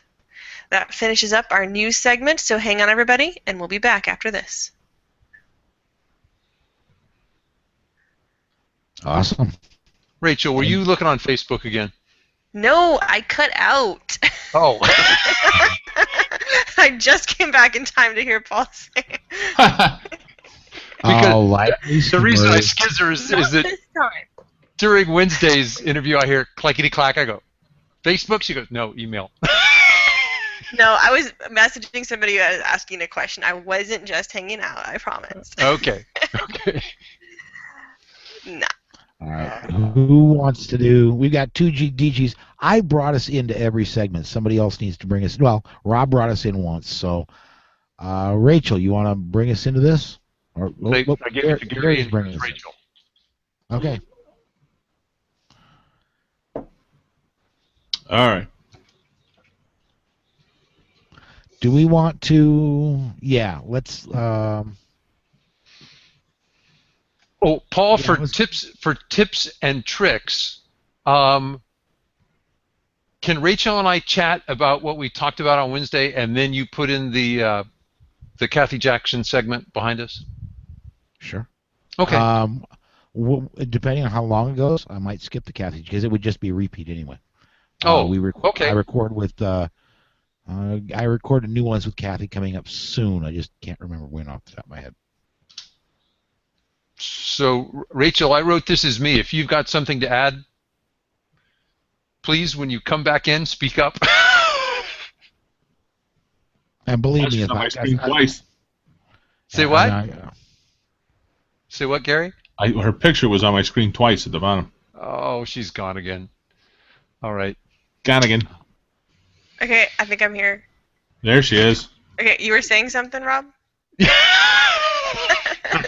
heard the beginning. And we don't even have a relationship. Okay, in this, I wanted to talk about our some other thoughts on kids and guns.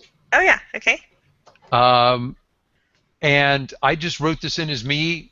If you've got anything else that you thought of, please blurt it out whenever you're here.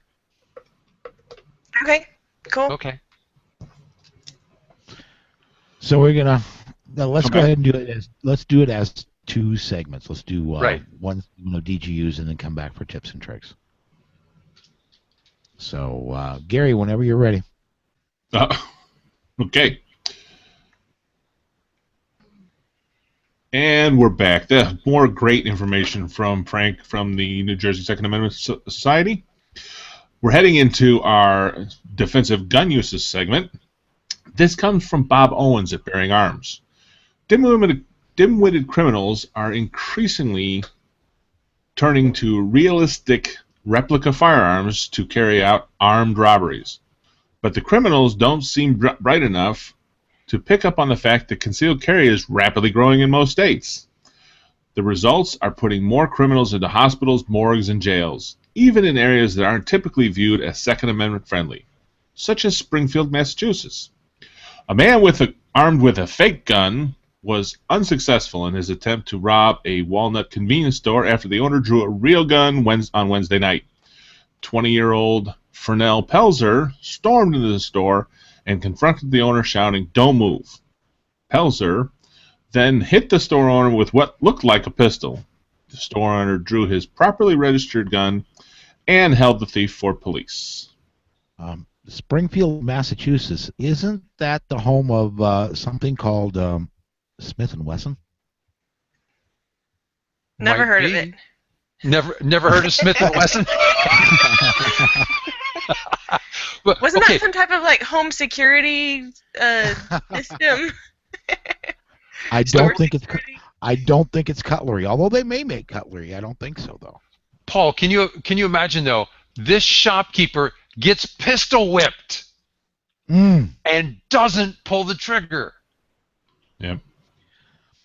Wow, he has self-control. What I'm wondering is if this is a toy plastic gun gets pistol whipped, what do you think the chances are that toy broke? Yeah. I hope it broke early and the guy had enough time to recover. Because wow. Just Gary, you are a firearms instructor. I was told that you very, very seldom would present a firearm in self-defense. That if you present it, you're probably going to guns, and the need for lethal force is already present. That criminal survived by a fraction of a second, I've got to believe. I got to tell you, that's really kind of not the case. There's okay. The majority. That's why I bring it up. I want to learn. The majority of defensive gun uses are no shots fired. The majority are not shots fired. Presenting the gun is enough. Now, I would never. I mention it in the class, but I don't teach it in the class. There's a difference. If you're going to draw, you're right. Be prepared to use it. But you'd be surprised. The majority of the cases, it's not necessary to fire. And that's why they don't make the news, and that's why we don't hear about it, and that's why we have crazy people like Shannon Watts saying that no one's ever used a gun in self-defense, because they don't get reported in the massive numbers that they're being used because there are no shots fired. Yeah. No blood, therefore no news. Yeah. Mm-hmm. And I'd like to point out, especially for our listeners, make sure you know the laws of your various states. In Texas, it used to be the case that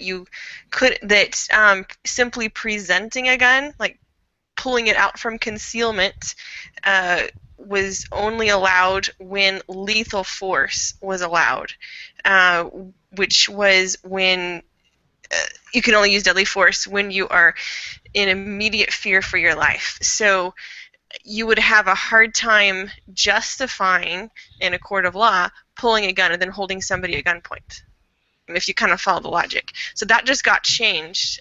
So now, there could be a situation in which you could lawfully pull out your gun and hold somebody at gunpoint. But make sure you know the laws of your region. Oh, 100%. Obviously. Shaneen Allen's a perfect example of know the laws wherever you're going. Wherever you are, know not just before where you you go. live. Yes. Yeah, wherever know you are. before you go. I want to bring up 2 other cases, both of them last year, both of them New York City. A young lady went to New York's not World Trade Center, but the Empire State Building. Wait a minute, I'm sorry. She was going to the World Trade Center. She wanted to go see the museum. And there was a sign there that said no guns. She was being a good gun owner and said, well, I'll go check my guns. Mr. Security Guard, where do I check my gun at? Bingo. Oops. And a young lady from Tennessee. She was I believe she was already an RN, maybe going to school to become a doctor, if I'm remembering correctly. Yeah, also in the medical profession, like Shaneen Allen. Yep. Yeah, and man, it messed her up bad. I think she got extremely lucky and was able to get out of there without doing time. I don't know if she got out way without a felony, but I don't think she did time. Also, a jeweler in Indiana was his plane got diverted and was in New York, and he thought his permit was good, thought it was no big deal, and turned out he was wrong. So yeah, know before you go, and like Rachel said, know where you're at, know where you live. Make sure you know the laws where you live. Gun laws, handgunlaw.us. Best place to go to find out. Excellent source. I'll definitely go look at their fact sheets whenever I'm going to a new place. And I just realized that I generally pay a lot of attention to where I'm allowed to carry, how I'm allowed to carry, if you have to identify to police, because those definitely vary state to state. And I don't put as much attention into learning the use of force laws for the different places I'm going to. So obviously, I'm not hoping to have to use force, but that would be a good thing to study and know also, and that's a note to myself. Moving on to our next DGU, I've got this one. This is not the first time I've heard of criminals returning to the scene of the crime and running into a better prepared employee. Apparently, the armed suspect had entered the smoke shop and bound the employee's legs with tape before taking off with some cash. But the suspect, who was later identified as William Corey, then returned to the shop for reasons that authorities have yet to speculate. It was at that point a customer noticed Corey with a mask over his face and a gun in his hand, so he called 911. Now, when Corey returned to the shop, the employees had already freed themselves and one of them grabbed a gun. So when Corey entered that shop, the employee fired 4 shots at him. Apparently, that was enough for the employee to live to tell the story. I'm going to say, how do I put this? We don't know enough about this, but I am not under any circumstances going to allow myself. I don't care if I'm not carrying at that time. I am not going to allow myself to get tied up by anybody, period, no matter what. That's extremely risky. That's execution waiting to happen right there. They got amazingly lucky by getting tied up and living through it. Yep. And good for them for not letting it happen a second time. Well, I do want to mention we have links to each of our news and defensive gun use articles at PoliteSocietyPodcast.com if you want to share them with a friend. And we're going to go ahead and step aside here to break, and when we come back, we got a tips and tricks segment. Hang on, everybody. Right back right after this. Right. Okay. Do you concur, Rob, or are you just teeing me? What are we talking about, Gary? about drawing a gun. No. I absolutely appreciate your comment because, you know, I knew both facts, but like the way you fit them together, I knew that most people, the presentation of a firearm is enough to stop an attack, and most people, fortunately, are offered the amount of time it takes to not fire. But I was also taught, it's unless you're in your own home, don't draw unless you have a target and lethal force is justified, along the lines of what Rachel had said about the laws in Texas. And I liked her comment that said, okay, how is it that I presented my firearm, and I didn't then shoot, and yet I lived, therefore was lethal force necessary? What a ugly conundrum. Yeah, and I'm glad you said that outside your own house, because I'll just be dead honest with you guys. When I'm in my house, somebody knocks on my door that I am not expecting. The gun is drawn. Whoa! I check the door. It is behind my leg, finger is off the trigger, but it is drawn. If I'm not expecting you to come knocking, I got a gun behind my leg when I answer the door. I'll be sure and call ahead. Well, it's a good thing the first time I surprised you with a visit, it was in public, not at your house.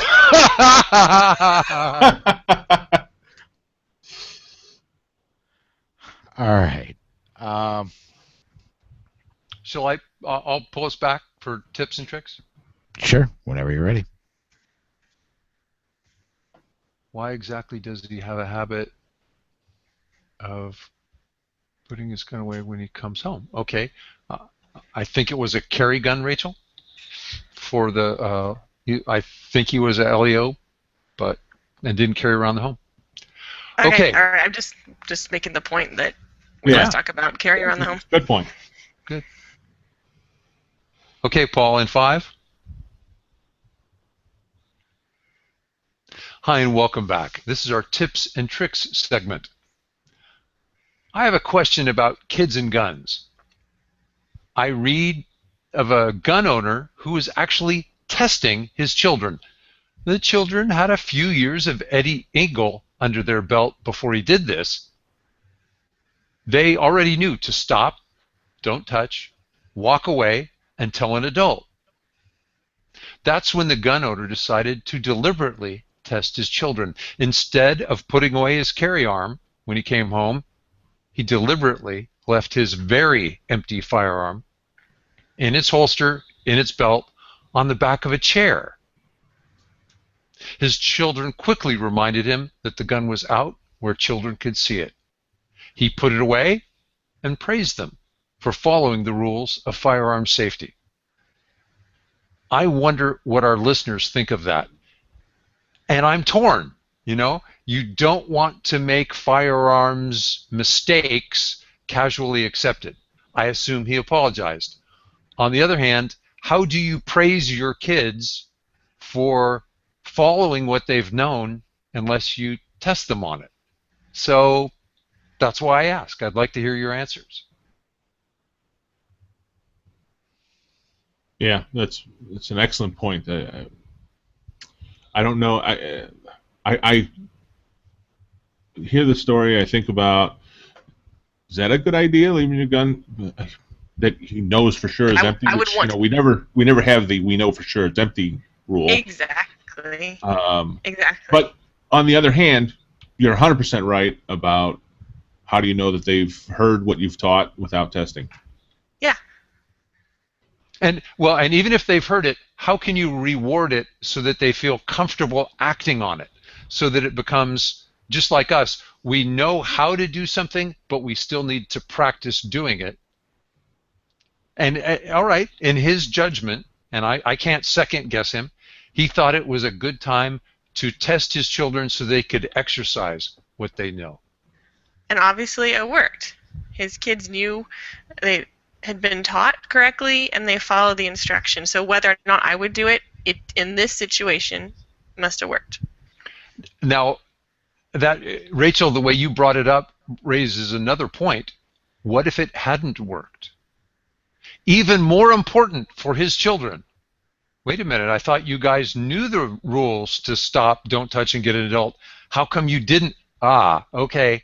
This is exactly the time when you should have followed them. You know, we got a right answer. Maybe he would have learned more. His kids would have learned more if there were a wrong answer. Fortunately, This is true. this is one of the good examples where they did act on what they knew. Mm-hmm. Rachel, in our last episode, you and I talked about kids and guns. There was a game that somebody reminded me of, and I wanted to bring it up also to get some feedback from our listeners. New shooters, when they're introduced to shooting, I'm thinking about young kids. I don't know, what does that put them between 7 and 14 maybe? After you graduate from knocking tin cans off a fence, have you ever heard of the animal cracker safari? In this, you try to break animal crackers with a BB gun. It's about, a distance of 10 feet or so, and it's from the standing position later. If the kids don't have that precision, then they have to go to a knee. All right, take it from a kneeling position. The reason I thought that was fascinating is whoever thought of this stole a bunch of things that you and I use in competitive shooting. Once the kids have mastered that static shooting, or even from a knee, then they can set up animal crackers along a path. Some of the animal crackers might actually be on the path, and others might be off to the side where kids won't see them until they're close, if not past them. And it's basically a kid's version of the jungle run that you and I use in competitive shooting. The great news is that it scales down really well with BB guns and animal crackers, so you don't need acres and acres of space. It also teaches children to watch carefully and not move forward until they've taken in the visual space around them. I don't hunt, but I've done a few jungle runs, and I just wonder what you thought of that. Well, I think that's such a fun idea. Never heard of it before. Absolutely. So, listeners, please, and we do. It goes on a pre-recorded read segment now, but please, we are looking for emails.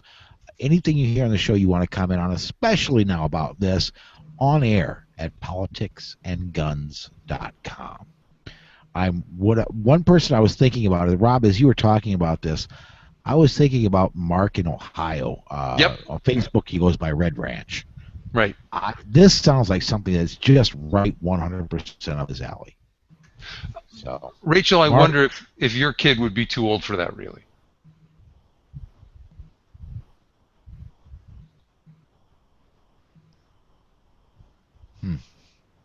We'll never know.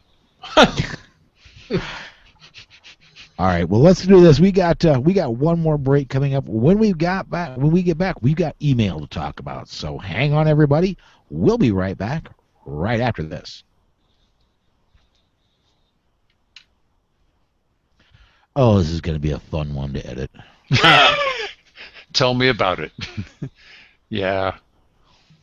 How are you going to edit? There must be like an anti-Gary rant button or something that can take out.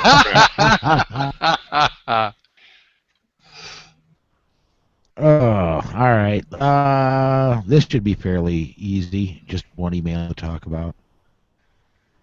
I'm surprised you don't get more for all the downloads you get. You don't get more people sending emails. Got me. Oh. I get emails, but they're Tell that Gary to shut up, kind of stuff. No, it's listener emails. If I get a listener email, it goes on the air. What I get mostly, it's kind of spam-y. I get a lot of stuff from NRA. I get a ton of stuff from SAF, JPFO. Anybody that even thinks about going to SHOT Show and displaying something sends me 30 emails a month. Oh, You know. wow. So, let's go ahead and Do we want Gary to say we'll see you down the road at the end? Sure. I want to say strap on. Ha ha ha! Come on, the other Gary got to. Oh, the other. What, I- strap up? Oh, strap in. There's that one. No, he turned it. He said strap on one time. Yeah. Paul goes, all right, we're going to restart that. Okay. Paul, take us in and read the email. It's addressed to you. All right, here we go. Coming back in 5. Hey, and welcome back. This is our email segment. Just got one email this time. It's from Karen. Karen writes, "Hi, Paul. This is my first time emailing the Polite Society crew, but I've been listening for quite a while. I live in gun-unfriendly Maui, Hawaii, but I was fortunate enough to have a father that spent nearly 30 years in the U.S. Navy as a gunner's mate. Gunner's mate guns, to be exact. So I was taught to respect, care for, and enjoy guns and enjoy the shooting sports from a tender age.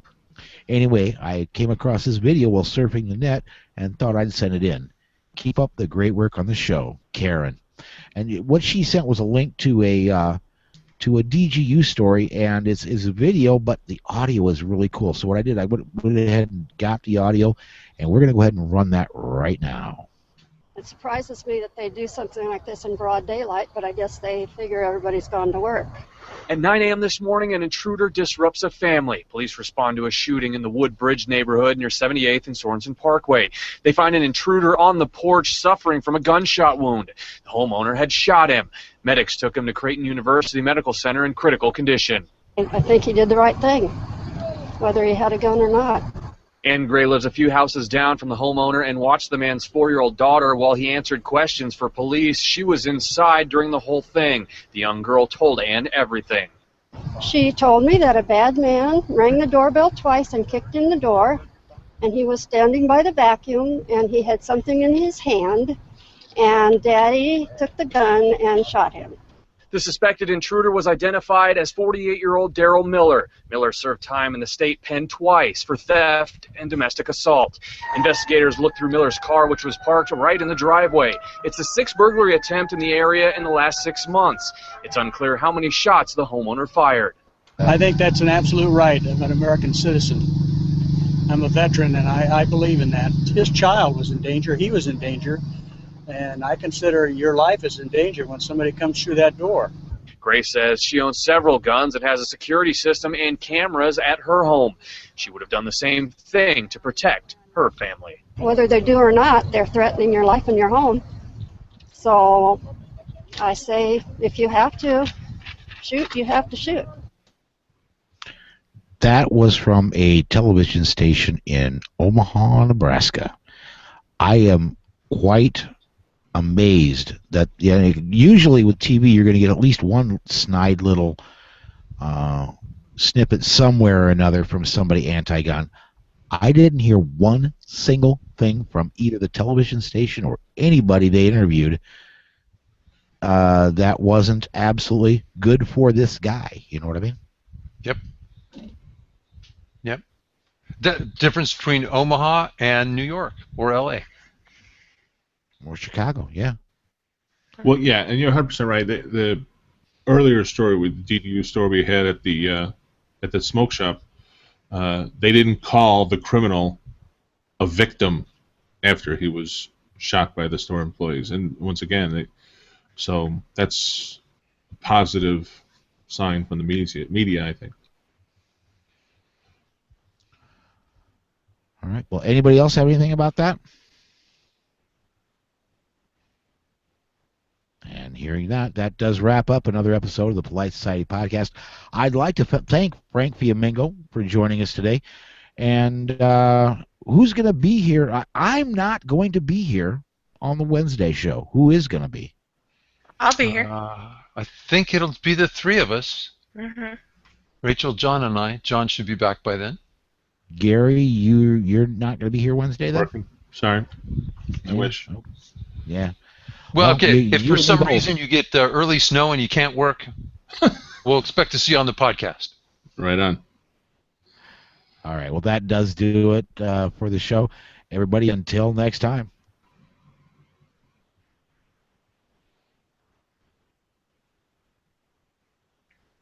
Take 2 with Rachel. Yeah, she's having none of that. You're there? Okay. Well, that does do it for the show then. Until next time. Stay safe. Be aware. And we'll see you down the road. With our pants on. In Chicago. Come on. Run. Where's it? It's not loading. Come on. There we go.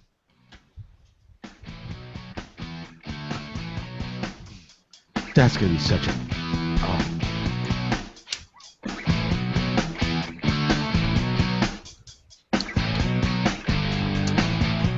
I'm going to have to edit it anyway. I'm just going to stop it.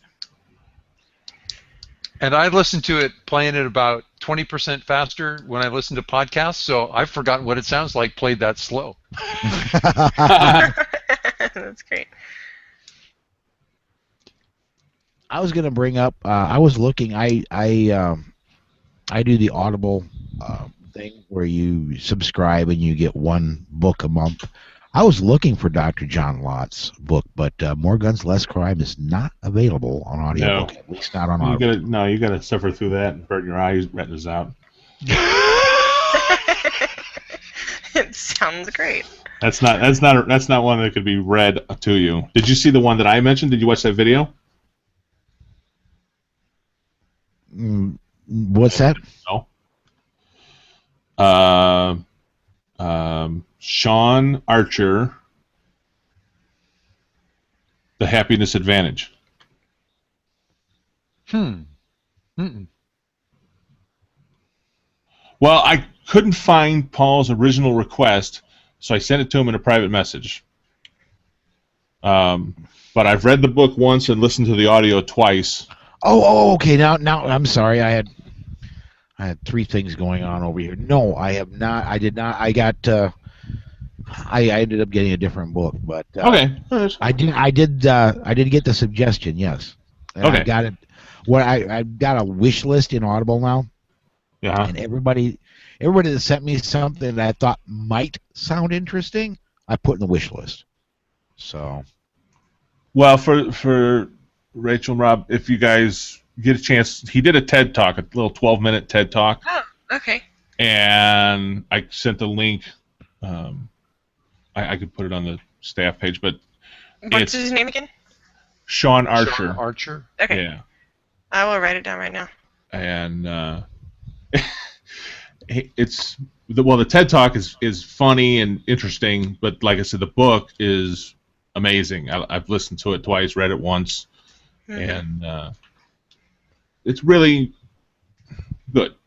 So, just my 2 cents. Good tip.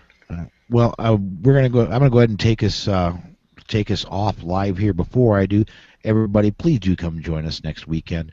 I want to go ahead and thank our sponsors again before we go. ABN, Army Surplus, Concealment Solutions, Crusader Weaponry, New Jersey Second Amendment Society, and of course Firearms Safety Institute. Gary there, one of our sponsors. So please support our sponsors. They keep the show coming at you for free. If sponsors go away, so do we. So we're going to go take us off live again. Join us next weekend. Thanks, everybody.